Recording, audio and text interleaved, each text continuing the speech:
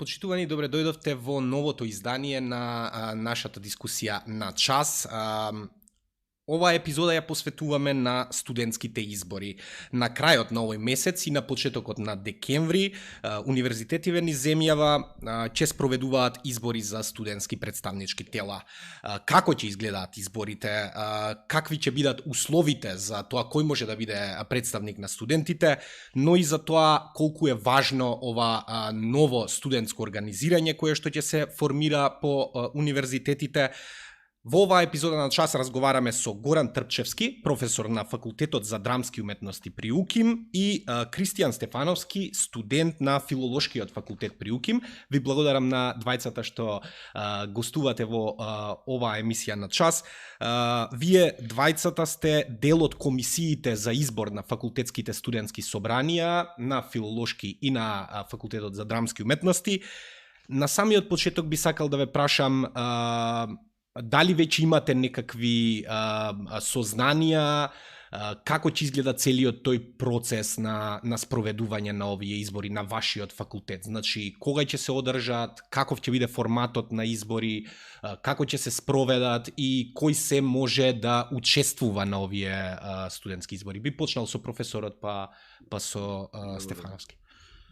Значи, на Факултетот за драмските уметности со усвојување на новиот статут, нели, кој беше како последица на усвојување на статутот на универзитетот, нели, деканот беше должен според новиот закон за високо образование да практично ги организира, тоест и да ги распише изборите за факултетското студентско собрание и председателот на тоа исто собрание при Факултетот за драмски уметности, што у суштина е направено на седница на наставно-научниот и уметнички совет при Факултетот за драмски уметности, со кое што изборите се закажени на 28 ноември од 10 до 16 часот и се преземени активности, нели, кои предходат на тоа, тоест формирање на изборна комисија која е составена од професор како председател на, тоест од двајца професори, председател и член, и тројца студенти. У суштина, според законот, треба студентите да бидат мнозинство во изборната комисија. Значи, во разговор, нели, при телото, нели, оваа изборна комисија, договорено е кај нас затоа што спецификата на Факултетот за драмските уметности е таква. На нашиот факултет има 7 студиски програми, од кои, например, драмските актери се најбројни, така да договорено е заради правична застапеност на сите типови на студиски програми во ова студентско тело, во Факултетското студентско собрание, договорено е да од секоја катедра, практично од секоја студиска програма, биде некако пропорционално во однос на бројот на студенти, да се избираат, така да договорено, не знам, 4 члена од драмските актери, по 2 од другите студиски програми и од најмалите студиски програми по 1 член во тоа собрание, кој што у принцип треба да го сочинуваат 14 члена на тоа собрание. И сега следната активност која што е договорена на нашиот факултет е да практично нели се направи повик да студентите се соберат во рамки на своите студиски програми и да предложат кандидати кои што треба да бидат во однос на бројката која што треба да се избира плюс 1, или за да има можност за избор. Така да тоа ни следи во наредниот период и преземени се активности, нели, врз основа на кандидатите кои што ќе бидат предложени, нели, ние да бидат проверени од студентската служба дали ги исполнуваат условите кои што се пропишани според статутот, тоест да имаат заверено и запишано зимски семестар и така натаму, и кандидатот за председател кој што исто така треба да има, нели, исчистено трет семестар практично на студии. Стефановски, како е на Филолошкиот факултет? Вие, ако не се лажам, вчера имавте некаква консултативна средба во комисијата за избор на Факултетското студентско собрание. Еве, можеш ли да ни кажеш што е она што досега го знаете како сигурно? Да, вчера се состана изборната комисија Исто е составена од два професори и тројца студенти, да не ги повторувам тие работи. Договорен датумот, значи 29 ноември. Кај нас е малку поразлично тоа што нема да бидат избирани членовите по катедри, туку по години. Се бираат 6 представници од прва, 6 од втора, 6 од трета, 4 од четврта, 1 од постдипломски и 1 од докторски студии. Сега, кај нас исто така не ги предлагаат студентите, кандидатите за членови во собранието, туку секој може да се пријави. Веќе на веб страната на факултетот се ставени пријави, една за председател и за членови друга.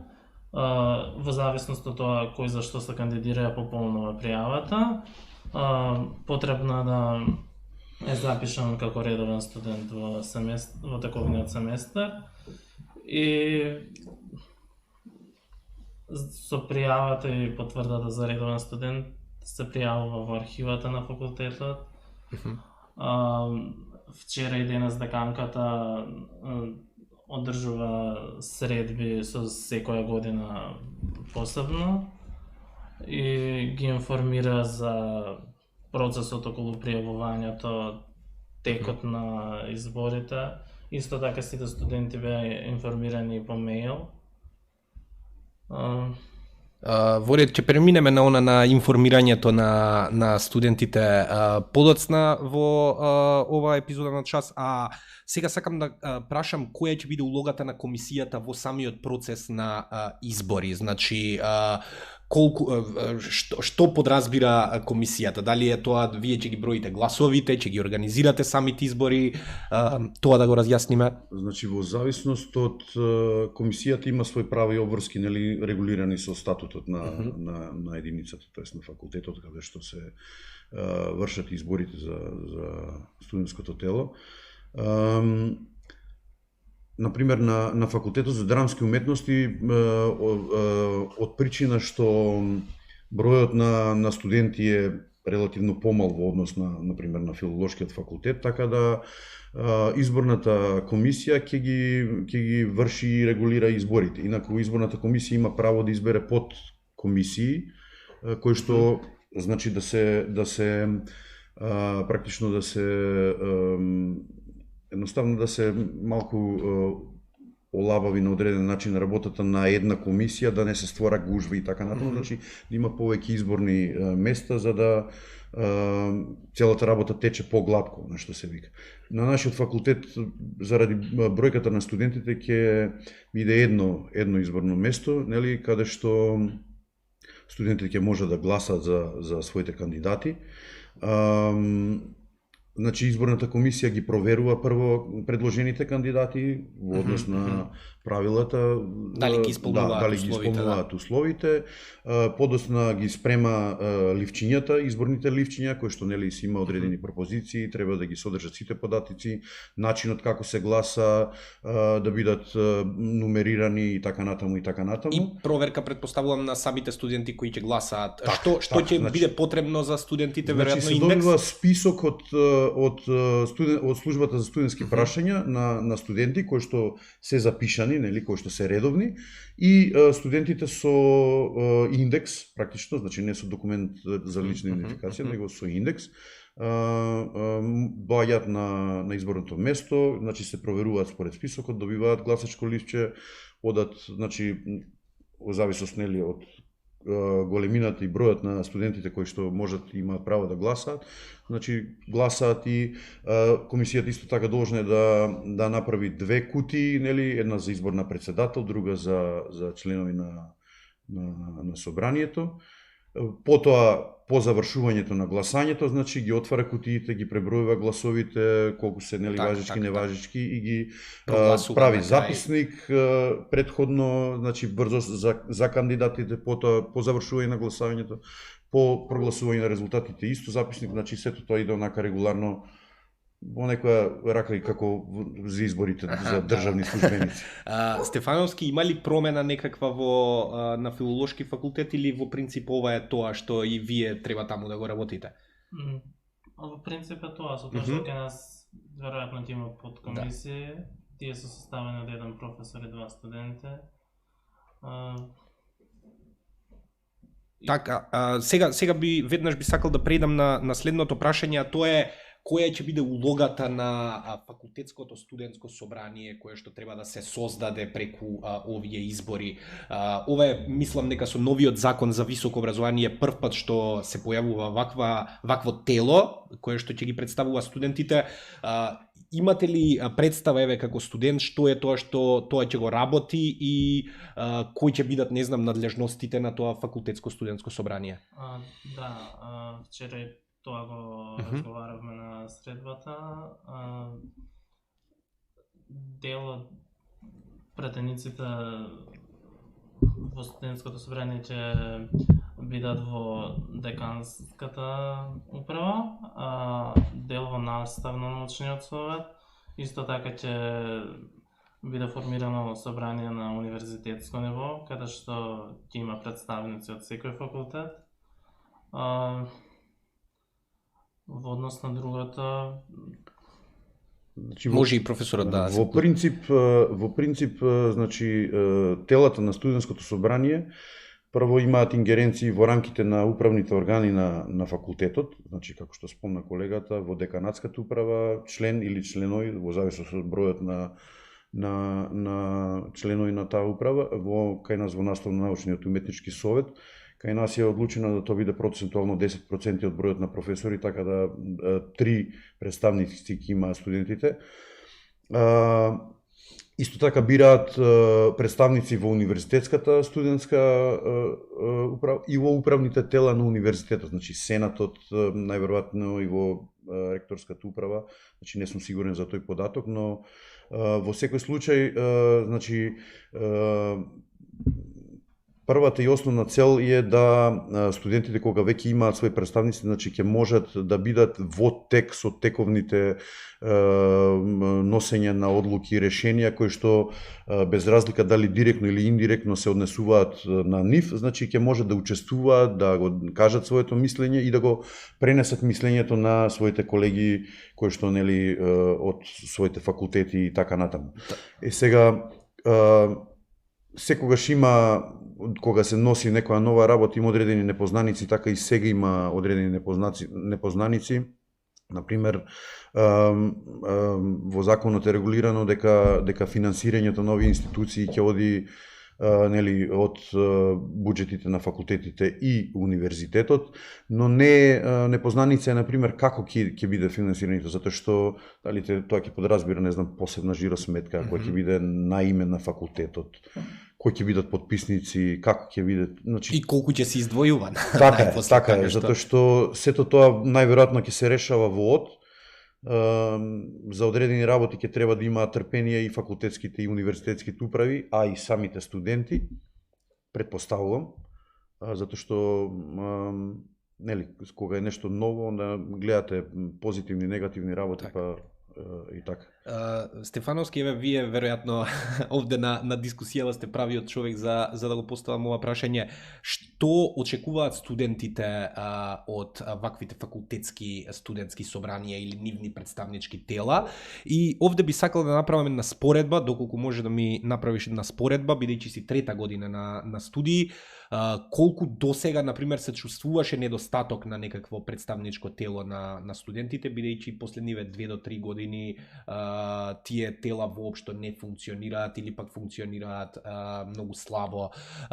Што очекувате дека ќе променат овие нови факултетски студентски собранија? Не знам колку можам да направам споредба, бидејќи јас кога почнав со студирање, тие тела веќе ги немаше. Така што никогаш не сум ги користел. Меѓутоа се очекува студентското собрание да учествува во управата на факултетот и на некој начин да влијае да се појави некој начин на кој студентите можат да ги кажат своите проблеми, да се борат за нешто што сакаат да го добијат и затоа, еве, рековте не можете да направите споредба, но се чувствуваше ли во вашето студирање и во студирање на вашите колеги проблем во тоа што еве студентскиот глас не допира можеби до оние највисоки кругови на факултетот и универзитетот? Дали се решава вашите секојдневни проблеми, како тоа изгледаше? Па мислам дека се чувствувам. Очекувам со создавањето на студентскиот парламент да има промени, бидејќи во моите досегашни студии немаше никакви промени, ништо не се решаваше, едноставно се продолжуваше да се тера така. Статус квото. Да. Професоре, како е на драмски? Па факултетот за драмски уметности е малку поспецифичен од другите факултети. Прво затоа што имаме ние помалку студенти и според начин на студии кој што е цикличен, студентите и типот на настава кој што е индивидуален, студентите имаат секојдневен контакт со своите професори и заради бројката не е она класична екс-катедра, предавање и вежби и така натаму. Така да ние во минатото, ајде сега јас од професорска страна да не искочи дека ги слушаме секогаш своите студенти, но у суштина кај нас студентите секогаш можеле да го изразат своето задоволство или незадоволство во однос на некој тип на практика, работење, што им недостасува, што им фали и така натаму. Но ова е можност да сето тоа биде на, можеби уште повисоко ниво. Да, и официјално ниво на одреден начин, значи да бидат рамо до рамо со професорите во сите управувачки тела, во носењето на одлуки, во носење на стратегии, каде ќе се движи факултетот, како ќе се менуваат студиски програми, што им фали на нив, што им треба, што ние бараме од нив, што они бараат од нас, така да ќе има можност за комуникација на секојдневно ниво од аспект на